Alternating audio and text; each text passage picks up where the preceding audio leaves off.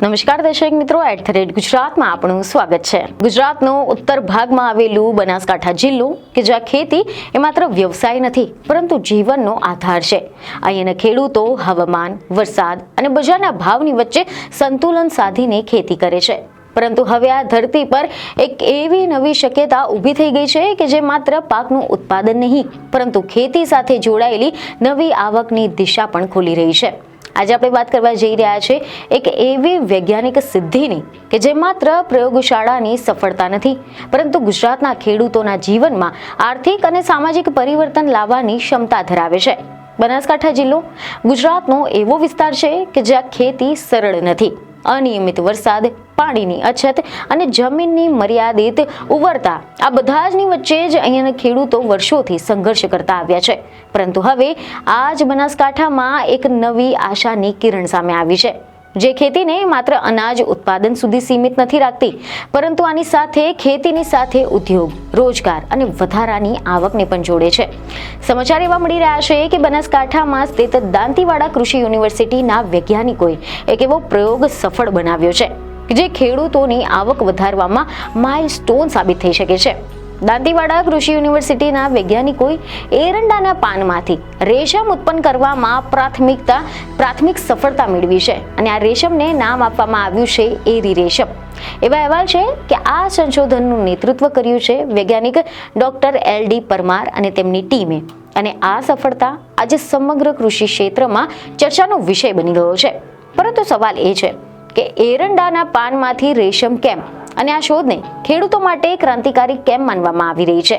આ એરી રેશમ શું હોય છે અને એ પરંપરાગત રેશમથી કેટલું અલગ છે? અને સૌથી મહત્વનું કે આ રેશમ બનાસકાંઠાના ખેડૂતોની આવક કેવી રીતે વધારી શકે છે? તો ચાલો આખી કહાનીને વિગતે સમજીએ। તો આમ તો પરંપરાગત રીતે ભારતમાં રેશમ ઉત્પાદન એ મલબરીના પાન પર આધારિત રહ્યું છે પરંતુ મલબરી પાક વધુ પાણી, વિશેષ હવામાન અને સતત સંભાળ માંગે છે જે બનાસકાંઠા જેવા અર્ધ શુષ્ક વિસ્તારમાં મોટો પડકાર છે અને એની સામે એરંડો ઓછું પાણી માંગતો, ઉચ્ચ તાપમાન સહન કરતો અને ગરીબ જમીનમાં પણ ઉગી જતો પાક છે। બનાસકાંઠા અને ઉત્તર ગુજરાતમાં એરંડાની ખેતી પહેલાથી જ થાય છે પરંતુ મુખ્યત્વે એરંડા તેલ માટે। પરંતુ અત્યાર સુધીમાં એરંડાના પાન માત્ર સાઇડ પ્રોડક્ટ ગણાતા હતા। જો કે દાંતીવાડા કૃષિ યુનિવર્સિટીના જે વૈજ્ઞાનિકો છે તેમને આ જ પાનને હવે મૂલ્યવાન કાચા માલમાં પરિવર્તિત કરી નાખ્યા છે। પરંપરાગત રીતે ભારતમાં જે રેશમ બને છે તે મુખ્યત્વે મલબરીના પાન પર ઉછેરાયેલી જે ઈયળો છે તેમાંથી મળે છે। આ પ્રક્રિયામાં ઈયળને કોષ બન્યા પછી ઉકાળી નાખવામાં આવે છે જેથી રેશમનું જે તંતુ છે તે અખંડિત રહે। પરંતુ એરી રેશમનો સૌથી મોટી ખાસિયત આ છે કે આ અહિંસક ઉત્પાદન છે। એરી રેશમમાં ઈયળને મારવામાં નથી આવતી। ઈયળ પોતે કુદરતી રીતે કોષમાંથી બહાર આવી જાય અને ત્યારબાદ આ કોષમાંથી રેશમ મેળવવામાં આવે છે। આને કારણે આ એરી રેશમને નોન વાયલન્ટ સિલ્ક અથવા તો અહિંસક રેશમ પણ કહેવામાં આવે છે। દાંતીવાડા કૃષિ યુનિવર્સિટીના જે વૈજ્ઞાનિકો છે તેમણે આ ઈયળોને એરંડાના પાન ખવડાવવાનો જે પ્રયોગ કર્યો છે એવા એરંડાનો એવો પાક છે જે બનાસકાંઠા જેવા અર્ધ શુષ્ક વિસ્તારમાં સહજ રીતે ઉગી જતું છે। ઓછું પાણી, ઓછું ખર્ચ અને હવામાનને વધારે માર સહન કરવાની ક્ષમતા એરંડાને ખેડૂતો માટે મહત્વનો પાક બનાવે છે। હવે કલ્પના કરો, એક જ એરંડાના પાનમાંથી ખેડૂતોને તેલ પણ મળે અને સાથે સાથે રેશમ પણ મળે। અહીંયાથી શરૂ થાય છે ખેડૂતોની આવક વધવાની નવી ગણતરી।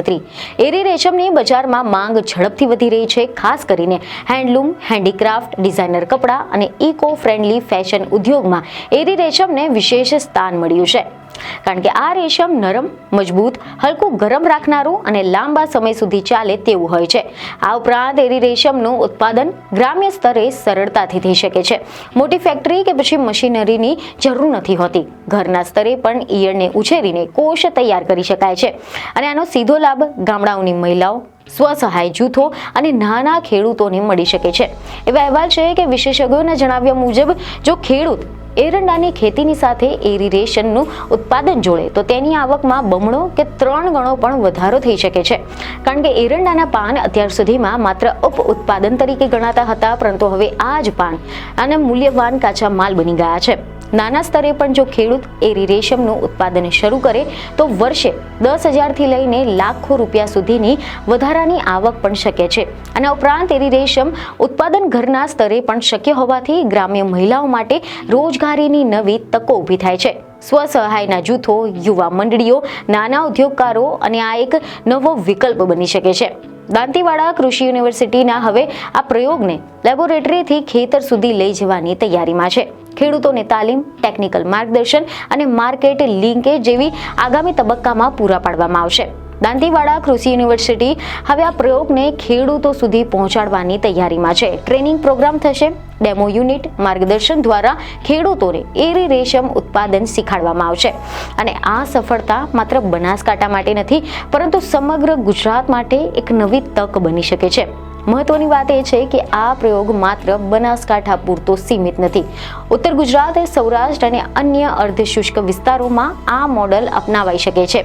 આ રીતે ખેતી, વિજ્ઞાન અને બજાર એક સાથે જોડાઈને ખેડૂતો માટે એક નવું ભવિષ્ય ઘડી શકે છે. એક તરફ આપણે જોઈએ તો પર્યાવરણને નુકસાન ન પહોંચાડતું ઉત્પાદન, તો બીજી તરફ ખેડૂતો માટે સ્થિર આવક અને ત્રીજી તરફ વિશ્વ બજારમાં માંગ ધરાવતું ઉચ્ચ મૂલ્યવાન ઉત્પાદન. આ છે એરંડાના પાનમાંથી બનતું એરી રેશમ, વિજ્ઞાન, ખેતી અને આવકનું સુંદર સંયોજન. અંતમાં જો આપણે કહીએ તો બનાસકાંઠામાંથી ઊભી થયેલી આ એરી રેશમની સફળતા એ સાબિત કરે છે કે જો સંશોધન જમીન સાથે જોડાય તો ખેતી માત્ર આજીવિકા નહીં પરંતુ સમૃદ્ધિનું સાધન પણ બની શકે છે.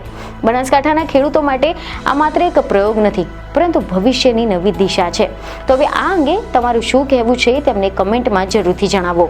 બીજને ખબર સાથે ફરી મળીશું. ધન્યવાદ.